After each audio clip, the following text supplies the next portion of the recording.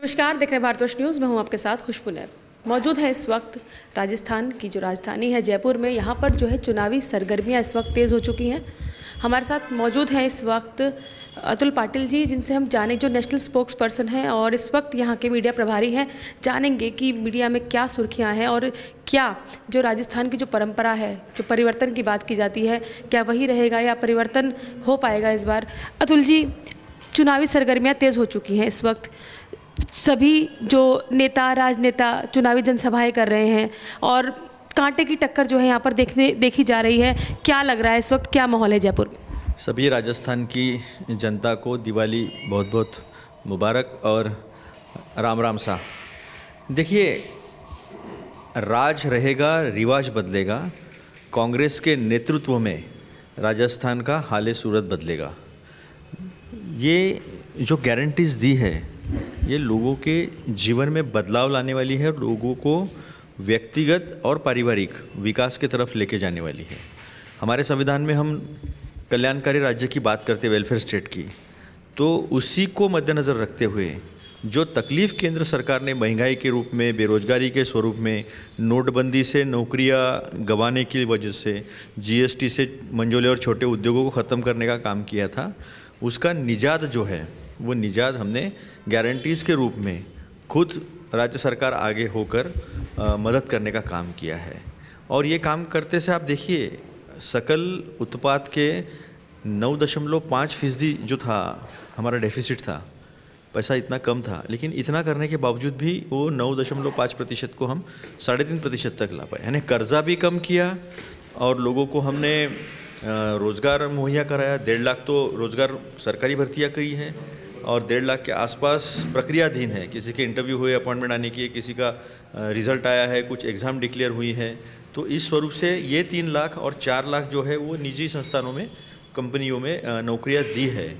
और सबसे अहम बात, हम नौकरी की बात करते हैं, हम ओल्ड पेंशन स्कीम की बात करते हैं। बीजेपी का मैनिफेस्टो आया है, जुमला पत्र, तो वो जुमला पत्र तो पिछलग्गू है वो राहुल जी के। आजकल जो राहुल जी करते हैं वो उन्हें पसंद आता है, तो अच्छी बात है, हम उसका स्वागत करते हैं। तो आप अगर इतना 450 का सिलेंडर देना चाहते हैं तो आप प्रधानमंत्री हैं, 30 साल के बाद दूसरी दफ़ा बहुमत से आपको सत्ता मिली है, तो आप पूरे देश में 450 सिलेंडर कर दीजिएगा, हम आपका स्वागत करेंगे। आयुष्मान योजना को चिरंजीवी योजना जो है, जैसे हनुमान जी ने लक्ष्मण जी के लिए संजीवनी लाई थी, वैसे गहलोत जी की कांग्रेस सरकार ने यहाँ पर चिरंजीवी लाई है, तो उसे पूरे देश के स्तर पर लागू कर दें, हम मान लेंगे। केंद्र सरकार में करीब करीब 30 लाख से ज़्यादा पद रिक्त पड़े हुए हैं, उसकी घोषणा कर दें और तुरंत भर्ती शुरू कर दें, हम स्वागत करेंगे। लेकिन जो प्रधानमंत्री केंद्र में अधिकार होते हुए कर नहीं सकते, तो वो राज्य में करेंगे या नहीं, इसकी साशंकता लोगों को है। मैं तो बल्कि मैं कहूँगा कि वो कन्फर्म है इस बात पर कि ये जुमला है, ये करने वाले नहीं हैं। सत्ता के लिए हमें कुछ बातें कहेंगे, भ्रमित करेंगे, लेकिन आने के बाद करेंगे नहीं, इसका विश्वास माता बहनों में ज़्यादातर है, तो ये हो नहीं सकता है। 7 गारंटियों की जो है आपने बात की है, जनता का जो विश्वास है जीता गया और आपने कहा कई सारी योजनाएं भी लागू की गई हैं।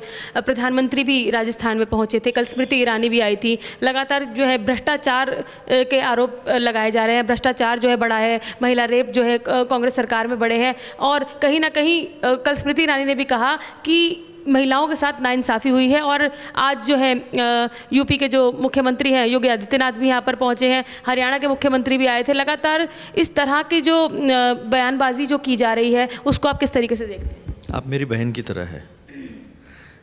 मैं आपसे एक सवाल पूछता हूँ, इस देश में महिलाओं के सम्मान के बारे में स्मृति ईरानी जी को कुछ कहने का नैतिक अधिकार है या नहीं है?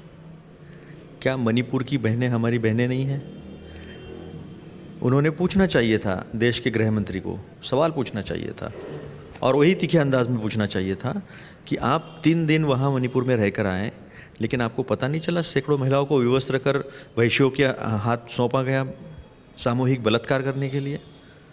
2 महिलाओं का विवस्त्र फोटो आया, पुलिस खुद उन्हें वैश्यों के हवाले कर देती है, और वहाँ के बीरेन सिंह कहते हैं कि ऐसे सैकड़ों केसेस हुई है, शर्म नहीं आई? तो क्या अधिकार है स्मृति जी को? स्मृति जी कहाँ थी जब उज्जैन में एक 15 साल की लड़की जिसका सामूहिक दुष्कर्म जिसके साथ हुआ, खून से लथपथ वो लड़की रास्ते से चल रही थी, कोई सामने नहीं आया? क्या नैतिक अधिकार है स्मृति ईरानी जी को? कोई भी स्टेट हो, वो भाजपा शासित हो, कांग्रेस शासित हो, महिलाओं पर अगर अत्याचार होता है तो वो गलत ही है। अब सवाल यहाँ आता है कि आप सरकार का रवैया क्या है?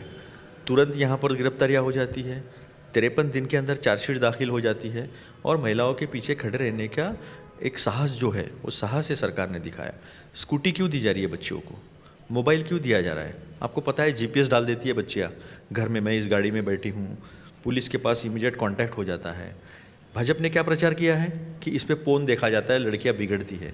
हम लड़कियों को ताकतवर बनाने की बात करते हैं, टेक्नोलॉजी उनके हाथ में दे रहे हैं, महिलाओं को हज़ार हज़ार रुपया देकर सक्षम करने की कोशिश कर रहे हैं। आपने तो नोटबंदी कर महिलाओं की पूंजी, जमा पूंजी को छीन लिया।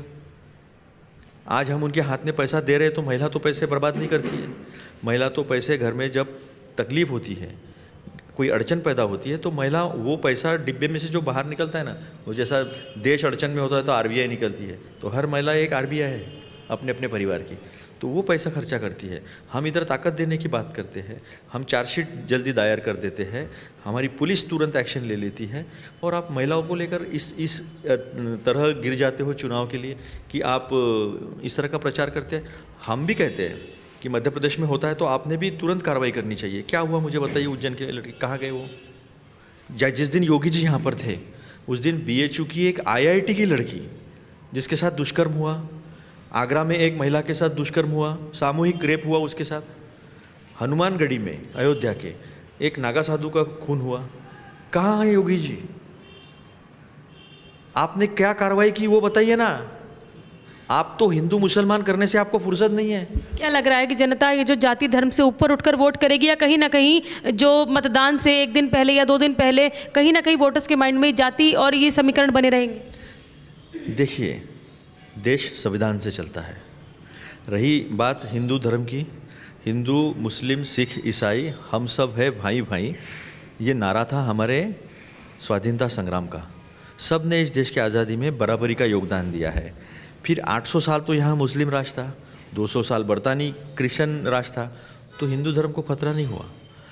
70 साल कांग्रेस का था, तब हिंदू धर्म को खतरा नहीं हुआ। और 1300 साल बाद कोई हिंदू राजा बना, ऐसे बीजेपी के लोग कहते हैं। हम तो ये प्रजा वाली बात है। अब तो माता जी के पेट से राजा पैदा नहीं होता है, वो तो बैलेट पेपर से और ईवीएम से आता है। प्रजा चुनती है अपना प्रधान सेवक। तो मुझे उनसे ये सवाल पूछना है कि आप हिंदू राजा हो, हिंदू राजा क्लेम करते हो खुद को, और आपके आने के बाद ही हिंदू धर्म खतरे में आ गया। मेरा उनके ऊपर आरोप है। आरोप ये है कि 2 करोड़ रोजगार नहीं दे पाए, मुंह नहीं है दिखाने के लिए। काला धन पूरा वापस लाने वाले थे। सुप्रीम कोर्ट से एसआईटी लगी थी, कभी रखा एसआईटी का रिपोर्ट सामने कि अपने दोस्तों के पैसे पाए गए उसमें? या फिर 15-15 लाख लोगों को क्यों नहीं दिए? 100 स्मार्ट सिटी आप खुद ढूंढ लीजिए, आप पत्रकार हैं, मैं आपको बताऊंगा नहीं। बताइए मुझे 100 स्मार्ट सिटी कहाँ गई है? प्रधानमंत्री ने 303 उनके सांसद है, गोद गांव दिखा दे, एक गांव दिखा दे, 303 छोड़ो, खुद का गांव दिखा दे। प्रधानमंत्री जी इस वाराणसी से आते हैं, महाकाल हमारे भगवान शिव जी के वहाँ से, तो उनका खुद का गोद लिया गांव की क्या अवस्था है बताइए वो। तो उनके पास रिपोर्ट कार्ड नहीं है, किसान को मुंह दिखाने के लिए जगह नहीं है। किसान 11 महीने बैठा रहा दिल्ली के बाहर, 725 किसानों की शहादत हो गई। पार्लियामेंट में खड़े होकर उनको सम्मान देने के लिए नकारा गया। ये इनकी सोच है किसानों को लेकर। इन्होंने कहा था एमएसपी का कानून बनाएंगे, लिख के दिया है कमेटी बनाएंगे। क्या हुआ कमेटी का? आज 2 साल हो रहे हैं, नहीं पता है। इन्होंने कहा था 5 साल में 2017 में 2022 तक आय दुगनी हो जाएगी। दुगनी तो छोड़ो, 25,000 रुपये पर एकड़ का खर्चा बढ़ा दिया है। हर चीज़ पर जीएसटी लगा दिया है, ट्रैक्टर से लेके कीटनाशक से लेके फर्टिलाइज़र से लेके। और देखिए, आत्मनिर्भरता की बात करते हैं, चाइना के साथ लड़ने की बात करते हैं, ऐप कैंसिल करते हैं। मेरे पास एक फ़ोटो है, मैं आपको दिखाता हूँ। जो हमारा खाद है वो खाद हम, उस पर लिखा है सशक्त किसान आत्मनिर्भर भारत। क्या लिखा है? सशक्त किसान, ये देखिए, सशक्त किसान आत्मनिर्भर भारत, और ऊपर के गोल में देखिए मेड इन चाइना। कहाँ गया आपका मेक इन इंडिया? कहाँ गया आत्मनिर्भरता की बात? इस हिंदुस्तान ने कांग्रेस के साथ मिलकर, हमारी पहले की पीढ़ी ने इस देश को बनाया है, खून पसीना एक किया है, फटे कपड़े पहनकर अपने बच्चों को आईआईटी, इंजीनियर, डॉक्टर, साइंटिस्ट बनाया है। 1974 में जब खाने के लिए हमारे पास 2 वक्त की रोटी नहीं थी, तब हमने अणु विस्फोट किया है, हमने स्पेस में अपना स्थान पाया है, सब किया है। अपने ही पूर्वजों को गाली देना कि 70 साल में कुछ नहीं हुआ। आप कांग्रेस विपक्ष है, कांग्रेस को आप जो चाहे कर लीजिए, लेकिन उस बाप का क्या, उस माँ का क्या जिसने दिवाली में साड़ी नहीं ली नहीं, लेकिन अपने बच्चों को अच्छी शिक्षा देने की कोशिश की? उसके योगदान को आपको नकारने का अधिकार किसने दिया? ये सारी बातें जो है वो जहन में उठती है, और इसीलिए फिर धर्म का सहारा लिया जाता है, बांटने की कोशिश की जाती है, धर्म के नाम पर, जात के नाम पर, प्रांत के नाम पर, भाषा के नाम पर। तो ये पाप है मोदी जी। आप प्रधानमंत्री हो, संविधान की शपथ लेके आते हो, आप महंगाई कम करने का वादा करके आए थे, आप बेरोजगारी दूर करने का वादा करके आए थे, आपने कहा था मेक इन इंडिया, इंडिया को हम मैन्युफैक्चरिंग हब बनाएंगे, नहीं बनाया। झूठ बोलते प्रधानमंत्री जी। वो कहते हैं कि राहुल जी के बारे में गलत शब्दों का इस्तेमाल करते हैं। मुझे एक बात बताइए, आज भारत में काउंटर पॉइंट का एक सर्वे है, काउंटर पॉइंट एक संस्था जो सर्वे करती है, उसने कहा है ओप्पो, वीवो, शियोमी, ये जो है इसके 63% मोबाइल आज हिंदुस्तान में इस्तेमाल होते हैं। तो राहुल जी ने वो बात रखी, क्या कहा उन्होंने उनके बारे में? फिर महामूर्ख तो मोदी जी हो गए कि जिनको ये पता नहीं प्रधानमंत्री होते हुए कि देश में क्या हो रहा है।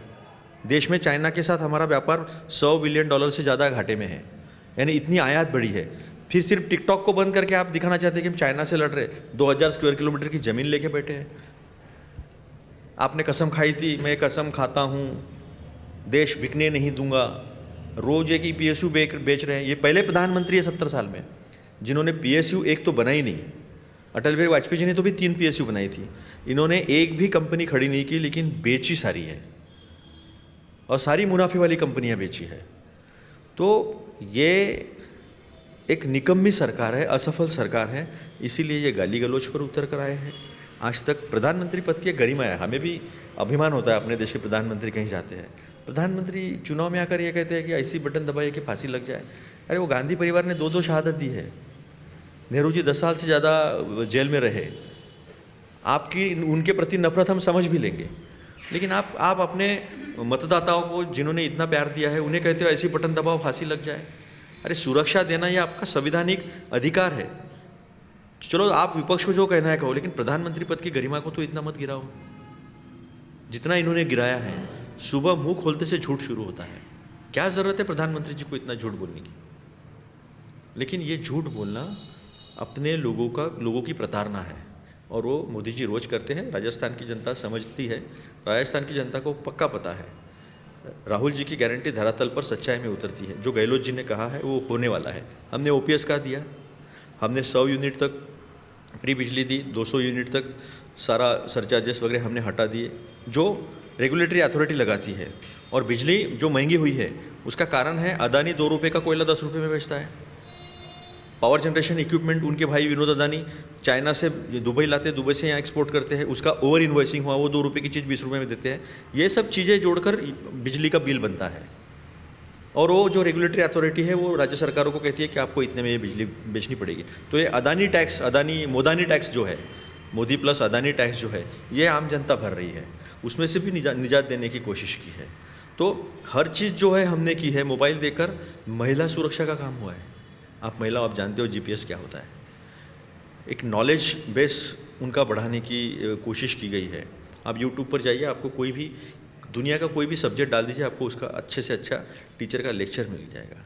मकसद हमारा अच्छा है, आप क्यों गलत रास्ते दिखाते हो? आप कहिए ना कि बच्चों को लैपटॉप मिलने वाला है तो उससे शिक्षा मिलेगी। आप प्रधानमंत्री हो, आपकी बात अगर लोग मानते हैं तो बताइए अपने बेटियों को, यूट्यूब से अपना नॉलेज बढ़ाएं, गूगल का इस्तेमाल कर सही जानकारी ले, ज़िंदगी में आगे बढ़ने के लिए रास्ते खोले। हर चीज़ में अच्छा ही बुराई है। आपको गाड़ी अपने डेस्टिनेशन पे पहुंचने के लिए सहूलियत के लिए दी जाती है, आप कैसे भी चलाओगे तो एक्सीडेंट हो जाएगा, तो ये कहेंगे नहीं गाड़ी दिया है तो एक्सीडेंट बढ़ गए। ये इनकी नकारात्मक सोच है, और इनकी नकारात्मक सोच ने ही देश को पीछे लाया है आर्थिक दृष्टि से। बहुत बहुत धन्यवाद। तो ये थे अतुल पाटिल जी, जिन्होंने कहा है जो कांग्रेस ने गारंटी दी है उन गारंटियों को जो है राजस्थान की जनता समझ रही है, और आने वाले जो चुनावी मतदान है उसमें वो जो जनता है वो दोबारा से कांग्रेस को जीत के लिए आश्वस्त करती दिख रही है। आप देखते रहिए द भारतवर्ष न्यूज़।